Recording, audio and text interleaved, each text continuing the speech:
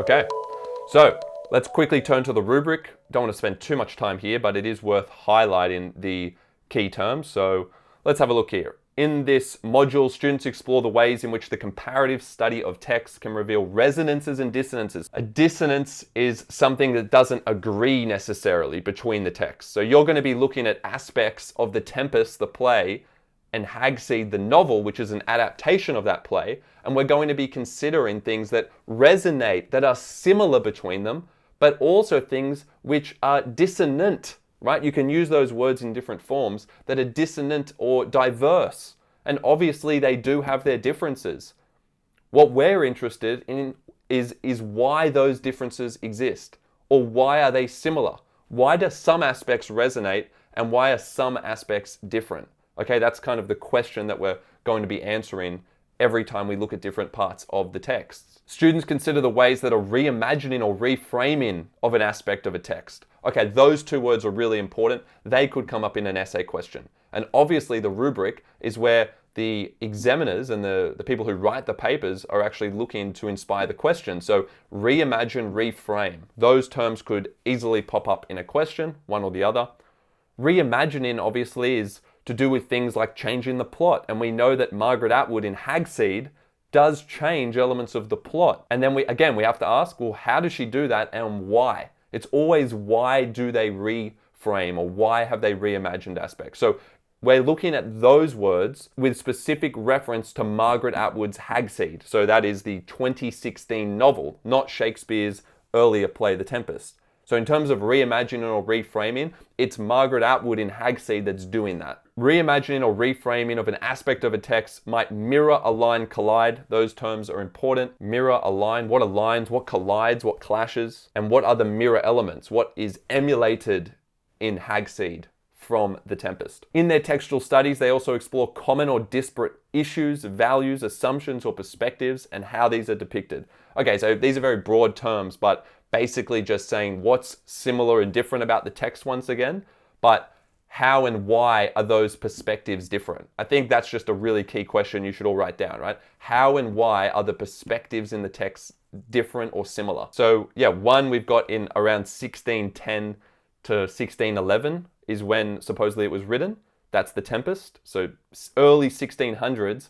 And then we have the 21st century, right? We have 2016. So you're right, about 400 years between them.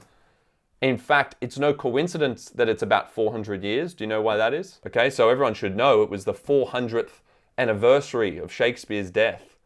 So Shakespeare dies in 1616. The Tempest was written 1610, 1611. So that means he died 5 years after writing this play. It was the last play that he wrote by himself. So it was the last solo authored play by Shakespeare, is what you're studying here, The Tempest. So it was kind of his final goodbye to theatre, and you'll see aspects of the text which reflect that. So obviously the change in context, the difference between these two contexts, 400 years apart, is going to result in very different perspectives and framing of different ideas. So even though they're going to look at similar ideas and Margaret Atwood's going to try and adapt the text and preserve a lot of the core elements, we still want to have that kind of revenge plot and things like that. We still want to have tragedy and have this process of Felix, who is Prospero, obviously. We still want to have that process of them going through that revenge quest and trying to overcome some challenge, right? And face a kind of prison in their life and escape it and be free of it. That's basically the journey of both of the characters. But how Margaret Atwood represents that is different, right? She has to emphasize different values. So she has reframed a lot of the aspects of the text, as you can see there. Why not just keep all of the same perspectives and values as priority? So it has to be relatable. So relatability, and a key word you should all write down as well is accessibility, right? We need the text to be accessible. So we can make the play accessible if we modernize it, right? So Atwood modernizes the play. By novelizing it, she actually puts it into a novel form, but she also modernizes the text by changing a lot of core perspectives. By comparing two texts, students understand how composers, authors, poets, playwrights, obviously in our case, playwrights and authors, are influenced by other texts, context, and values. Now, what's that important word you all need to be aware of about how one author might be inspired by another author and another text specifically. So if one text becomes the inspiration for a later text, which is clearly the case here, so intertextuality. Inter means between, textuality, between texts, right? So there is a merging of the texts. Margaret Atwood's Hag-Seed is inspired directly.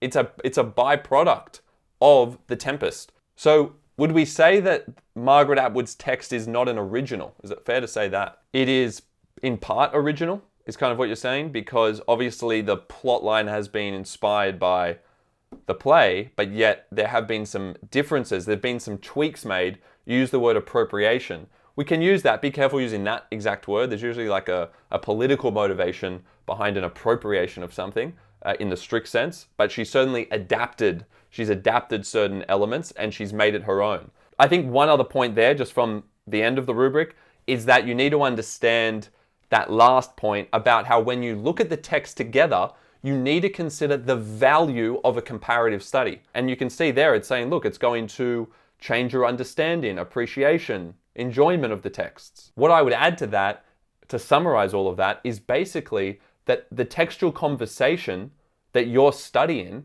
is a transformative experience. The text mutually reevaluate the meaning of one another. You see, so if you study both of them together, you now don't look at either of them in the same way that you looked at them before, because you're seeing a different perspective. Again, that modernized perspective, which then makes you think back to The Tempest, the play that you studied, and now you're probably not going to look at it in the same way. It's going to be impossible now, unless you have a special device that erases your memory of reading Hag-Seed, right, to now look at The Tempest in the exact same way.